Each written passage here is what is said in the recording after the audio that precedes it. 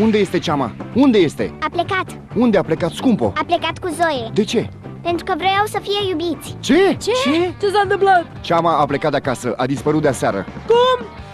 Îți explic după, vino rapid, că trebuie să mergem să-i căutăm, te rog. Da, vin imediat. Ați venit să vă înscrieți la circ? Da, putem? Cu cine ați venit? Cu sora mea mai mare. Este pe acolo. Unde? Acolo în spate, nu se vede, dar e. Hei, uite. Ăia nu sunt Ceama și surioara Sofiei? Ce bun!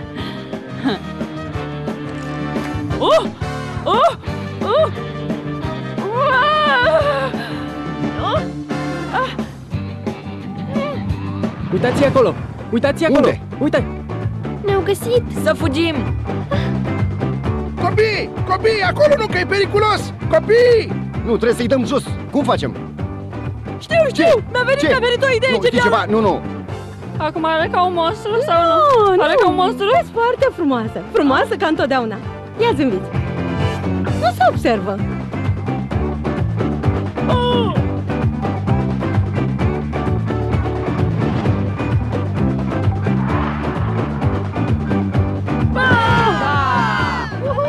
Gata, am ajuns, gata!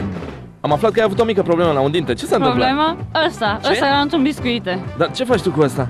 Ăsta e inelul pe care l-am cumpărat eu lui Nini. L-am căutat o grămadă de timp. Ce faci cu el? Ăsta l-ai cumpărat? Ce? Pe ăsta l-am găsit eu într-un biscuit, adică nu înțeleg ce căuta. Cum? Când eu și Nicolas o să mergem într-o zi la picnic la țară, o să uite de tine pentru totdeauna.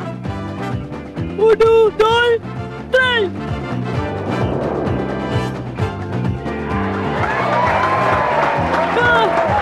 Bine! Da!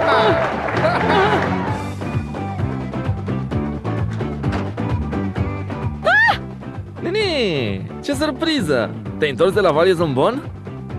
Micul meu! Pisi! Gata, te-am auzit. Arturo! Micul meu! N-am plecat deloc la Valle Zombon. De fapt... Bine, gata, am terminat. Nu mai vorbim de asta. Strângeți lucrurile, schimbă-te și haide. Nu, domnule Victor, serios, sincer, eu n-am nevoie de nimic de la nimeni. Am zis că nu mai vorbim de asta. Schimbă-te și haide, am terminat.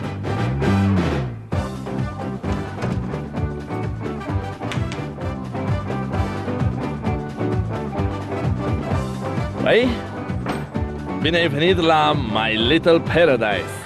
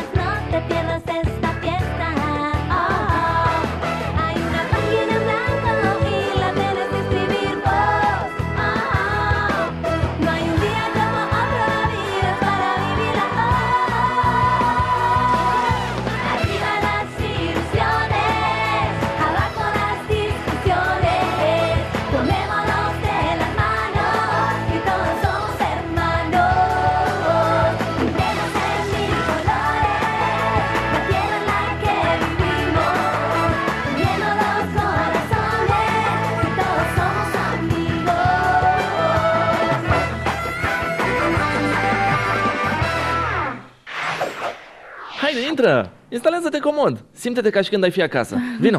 Bine, îmi va fi cam greu să mă ce? simt ca acasă, pentru că... Și asta? Vino, uite! Elvis! Prietenul meu Elvis. Bună! E o specie foarte exotică. L-am cumpărat în Cancun. M-a costat o avere. Păi da, așa e, lucrurile astea așa sunt ciudate și de asta destul de scumpe, nu? Da, așa e. Bine, și nu-ți place casa mea? Nu-mi spui nimic? Oh, ba da, e frumoasă. Are puține lucruri, nu? Da, pentru că am vrut să-i dau un aer minimal. Cum? Adică mie mi se pare drăguță, nu știu, eu n-am zis că e drăguță, urâtă, nu. Minimal, vrea să zică neîncărcat, cu puține obiecte, știi? Sigur, dar poate o poză înrămată a unei persoane dragi. Dar acui nu am pe cine să pun. Nu știu, poate în ziua în care fata visurilor mele mă va accepta, am să umplu peretele cu pozele ei. O poză cu sora dumneavoastră. Cu Selina? Nu. Eu îi zic Little Paradise. Nu imaginează, îți pun o poză de a Selinei, se duce totul de râpă. Da. Acolo sunt camerele? Camera. Camera? Da. Este o cameră cu un pat. Dacă nu ești fantoma lui Arturo, atunci Ești clona lui. Ești identic. Ce frumos mai ești, bebe. Și vrei să rămâi aici cu mine? Da? Eu o să te adopt și o să fiu mama ta. Vrei? Eu o să fiu mămica ta. Bebe frumos. Da, o să rămâi aici cu Adelfa și o să te botezi. Tu te numești acum Arturo al doilea. Da? Îți place? Ce motan frumos am eu. Însă da, acum trebuie să căutăm o casă, pentru că uite, am să-ți explic. La pensiune... Adelfa. Ce caută bestia să urât aici, Adelfa? Nu te uita, bebe, nu te uita că poate să-ți facă rău. Domnișoară, uitați. Uitați ce am găsit. L-am găsit aici. E frumos. Sunt alergică la pisici. Dar, te rog, mi-e domnișoară, scârbărele. priviți-l, el e bun. Uitați ce liniștit e, Adina. Adelfa, l-am găsit aici. Pleacă imediat de aici, că pisica asta oribilă. Eu credeam că putem să-l adoptăm, domnișoară.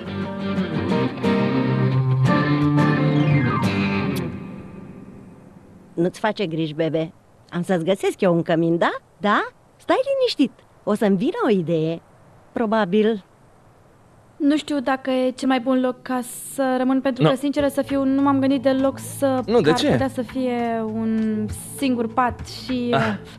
Dar eu locuiesc singur, de asta este un singur pat. Oricum, e foarte comod, e un pat incredibil, e foarte comod, este conceput pentru 2 persoane. Da, dar... Ce? Nu, Nini, stai! E o jignire pentru mine că tu te simți cu adevărat incomod în casa mea. Eu ți ofer din inimă, chiar să nu, știi. asta e ultimul lucru pe care mi-l doresc. Eu știu că dumneavoastră sunteți foarte generos cu mine, dar prefer să nu... Bine, atunci nu mai discutăm, rămâi să dormi aici, gata, a? Domnule Vitor, ascultați-mă puțin. Ce este? Ce e asta? S-au rupt arcurile! Nu are arcuri. S-au rupt arcurile? Nu e o saltea cu apă. O saltea cu apă. Ai văzut? E o experiență incredibilă. Uite! Știți nu, după ce o să dormi aici, nu să mai poți dormi pe altă saltea. Stai calmă! Iertați-mă, dar... nu, scuze, prefer să dorm în fotoliu. Nu, sub nicio formă. Tu ai să rămâi și ai să dormi în patul meu.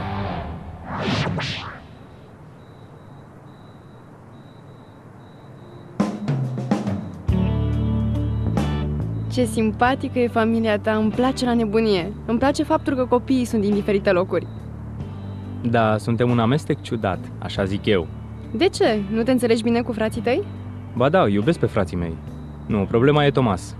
Mi s-a părut super Thomas, mi s-a părut un tip tânăr, inteligent, foarte plăcut. Chiar și eu cred că ar fi plăcut dacă l-aș vedea o singură seară la cină, cu partea lui mai sociabilă și amuzantă și relaxată, dar știi ce înseamnă să locuiești cu el, nu? Ei, Martin, toți tații au chestiile lor. În plus, probabil că nici tu nu ești tocmai un sfânt, nu? Nu, așa e. Și eu am piticii mei.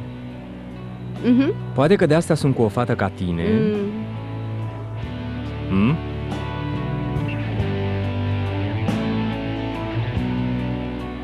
Știi ce mi-a plăcut mult? Că am rămas să dorm la tine. Mie îmi place mult că suntem prieteni așa de buni. Prieteni? Nu înțeleg asta. De ce ridici o barieră în felul ăsta? Ce este? Ți-e teamă să nu simți ceva serios pentru mine? Nu, absolut deloc. Încerc să-ți explic, iubitule, cum stau lucrurile ca să nu te ambalezi mai mult decât trebuie. Bine, am plecat. Pe acolo, nu?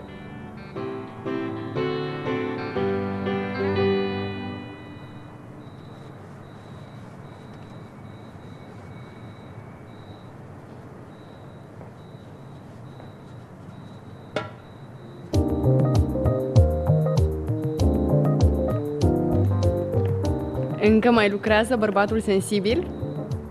Da, dar din fericire mai am puțin și termin. Tu? Mă duc la mine acasă. Și Martin nu te conduce? Nu. Vreau să mă plimb singură. Simt nevoia să fac un bilanț al lucrurilor care mi s-au întâmplat pe ziua de azi. Nici nu știi cât de mult mi-ar plăcea să mă ocup de un rânduleț cât de mic din bilanțul ăla. Nu-ți face griji, că oricum bilanțul abia început.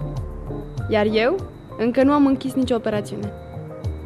Ciao. Pa!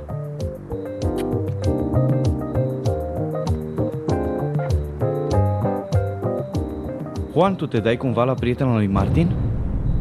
Da, care e problema ta? El nu a făcut același lucru cu mine?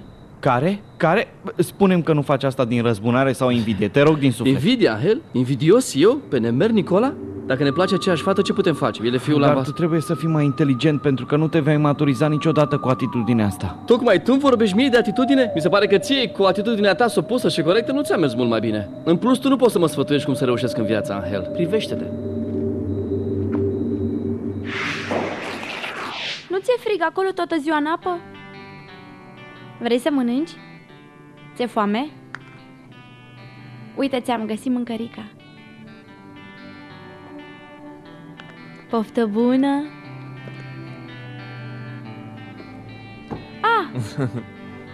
Scuze, tocmai i-am dat de mâncare. Mi s-a părut că era foame, nu vreau să mă bag, dar... De ce scuze? Îmi place mult că îi dai de mâncare. Poate că i-am dat mult.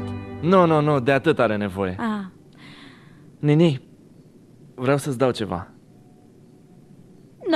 Nu e nevoie. Cum nu e?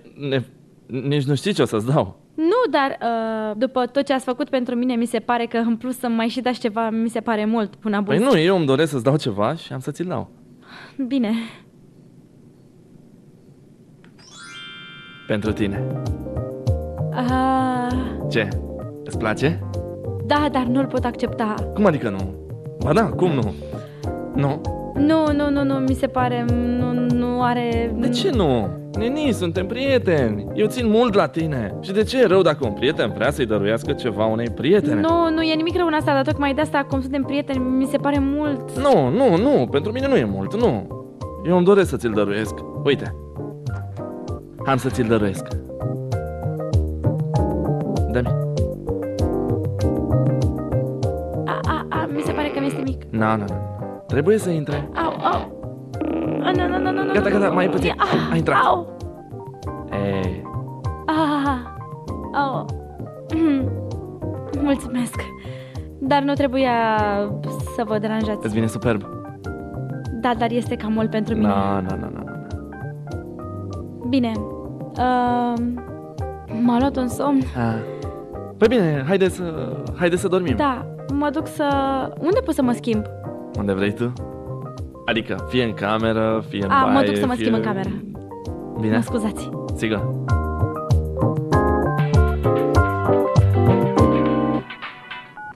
Alo? Raportează-mi, Victor, te rog, ai vreo veste nouă? Nu, ce noutăți? Nu am noutăți, nu pot să vorbesc acum. De ce vorbești optit, Victor? Ești cu cineva acolo? Selina, nu pot să spun acum, vorbim mâine? Victor! Mi-a închis, imbecilul. O, scuze. Ce, a stat acolo? Nu, abia am intrat, n-am văzut nimic. Stai calmă. Eu vreau să vă spun un lucru, că vă mulțumesc că mi-ați oferit patul dumneavoastră, sincer, foarte generos. Dar eu prefer să dorm în fotoliu. Nu, sub nicio formă. Tu meriți ce e mai bun, așa că o să dorm în patul meu. Eu am să dorm în fotoliu. Bine. Atunci accept. Bine, somn ușor atunci. Să desfacem patul? Nu e nevoie. Cum să nu? Bine, atunci. Somn ușor frumoasă. Noapte bună. Noapte bună. Bine. N-ați zis că o să dormiți în fotoliu din salon? Nu, am zis doar că voi dormi pe fotoliu. Adică ăsta. Pe ăsta? Da, ca să fiu aproape de tine. Pentru orice eventualitate. Gata? Da. Noapte bună. Noapte bună.